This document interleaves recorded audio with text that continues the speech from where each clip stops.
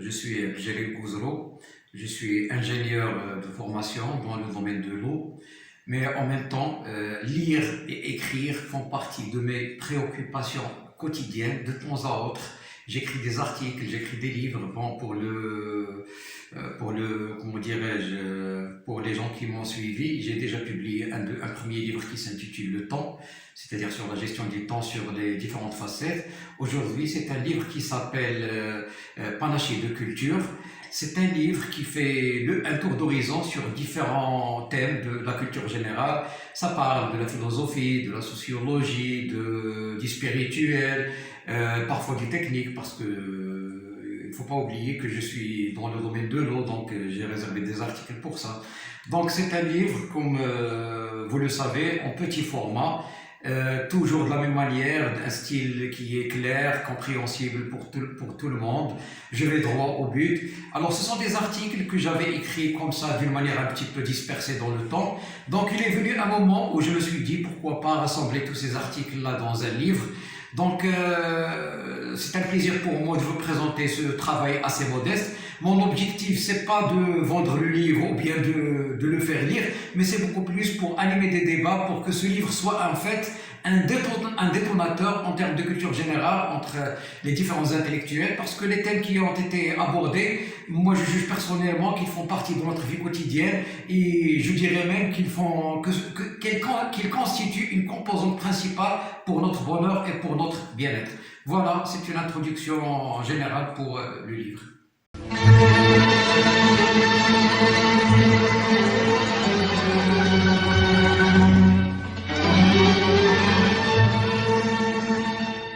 Comme vous le voyez, donc il est accessible à tout le monde, lisible par tout le monde. Alors, le pourquoi du livre, c'est beaucoup plus à travers notre vécu quotidien.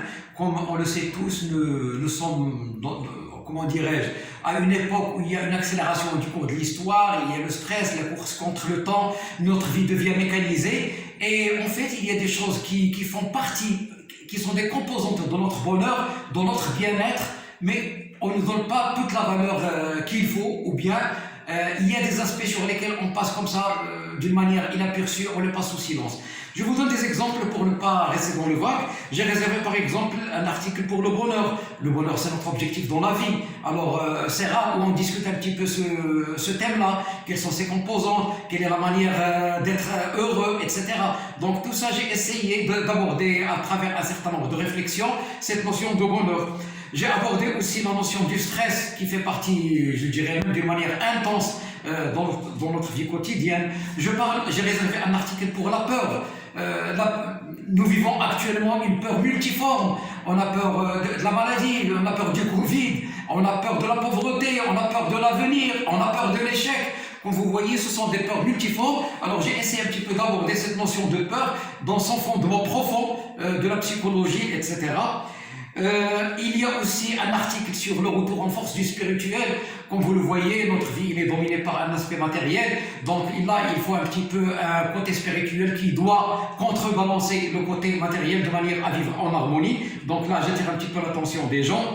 Un autre thème aussi très important, c'est le sommeil. Le sommeil, c'est pas uniquement quelque chose pour notre bien-être en termes de santé physique, mais aussi pour la santé morale, pour notre psychologie, etc. Alors, je dirais, on ne dort plus comme il faut, selon des cycles qui sont connus par les spécialistes. Le sommeil profond, le sommeil paradoxal, le sommeil, etc., etc. Il y a toute une terminologie là-dessus. Encore une chose qui peut vous paraître bizarre, la respiration.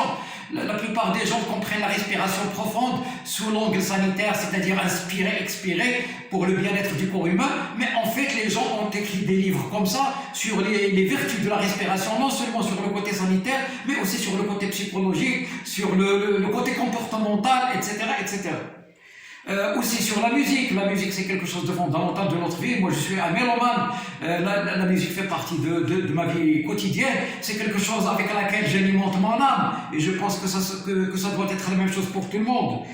Il y a aussi le rire. Le rire, c'est très très important. C'est pas uniquement rire pour rire, mais c'est devenu même une thérapie dans la mesure où ça corrige un petit peu notre stress, notre psychologie un petit peu parfois déformée, etc. Le rire, c'est quelque chose de fondamental dans la vie. Je parle aussi des langues étrangères. N'oublions pas que nous sommes dans l'ère de la mondialisation. Le monde entier est devenu un petit village et bien entendu pour communiquer, la langue c'est un outil qui est fondamental, qui est principal. Donc là, il faut s'ouvrir sur d'autres mondes et pour s'ouvrir sur les autres cultures, il faut bien qu'on maîtrise des langues étrangères. Et là, j'attire l'attention beaucoup plus des étudiants qui apprennent les langues étrangères, non pas pour s'ouvrir sur des cultures et sur des civilisations, mais beaucoup plus pour passer des examens. Moi, je dis non, ça suffit. Il faut apprendre les langues dans le bon sens, c'est-à-dire s'ouvrir sur des civilisations, sur des cultures, connaître d'autres mondes, etc. Il y a aussi la crise des valeurs.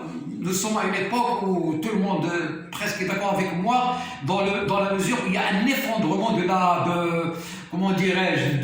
la structure des valeurs, comme on dit en arabe, donc là c'est très important pour un petit peu rétablir le côté, comment dirais-je, éthique de la personne. Je parle aussi du conflit de génération, surtout avec les jeunes d'aujourd'hui. Moi, j'estime personnellement que les jeunes d'aujourd'hui, c'est pas comme notre jeunesse. Maintenant, les jeunes sont plus exigeants, le contexte n'est plus le même, on est dans l'ère de la mondialisation. Cette mondialisation façonne dans une certaine mesure le comportement et le goût des étudiants, des jeunes. Et là, ça crée, je dirais, des conflits de génération beaucoup plus intenses en comparaison avec ce qu'on a vu nous dans le passé.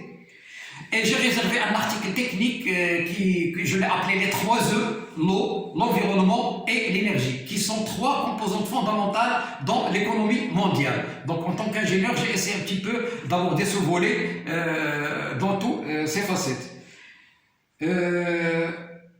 Et j'ai parlé aussi de la mondialisation, bon bien entendu, avec ses bienfaits, mais aussi avec ses côtés négatifs. Donc là, pour conclure, enfin, je dirais pour clore cette partie ou bien cette introduction, j'ai essayé un petit peu d'aborder un certain nombre de thèmes avec des articles, là où j'ai jugé qu'il faut apporter quelque chose en termes de réflexion personnelle. De toute façon, ce ne sont que mes idées personnelles, la vérité n'est pas absolue, il n'appartient à personne. Mon objectif, c'est beaucoup plus, comment dirais-je, créer un débat au sein des intellectuels, et c'est ça ce qui compte le plus. Et je répète encore une fois, la vérité n'est pas absolue.